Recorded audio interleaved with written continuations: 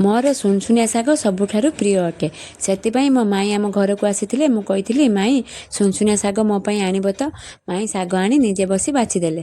ଶାଗ ଖାଇବା ପାଇଁ ଟିକେ କଷ୍ଟ କରିବାକୁ ପଡ଼ିଥାଏ, କାରଣ ସୁନସୁନିଆ ଶାଗକୁ ଭଲସେ ଖାଡ଼ ଛିଡ଼େଇବାକୁ ପଡ଼ିଥାଏ। ଓଡ଼ିଶାରେ ଏହି ସୁନସୁନିଆ ଶାଗ ସମସ୍ତଙ୍କର ପ୍ରିୟ ଶାଗ। ଏହାର ଅନେକ ଔଷଧୀୟ ଗୁଣ ମଧ୍ୟ ରହିଛି। ଏହି ଶାଗ ଖାଇଲେ ଭଲ ନିଦ ହୋଇଥାଏ। ସୁନସୁନିଆ ଶାଗ ଖାଇବା ଦ୍ୱାରା ଛୁଆମାନଙ୍କର ସ୍ମରଣ ଶକ୍ତି ମଧ୍ୟ ବଢ଼ିଥାଏ ଆଉ ପାଠ ଭଲ ମନେ ରହେ।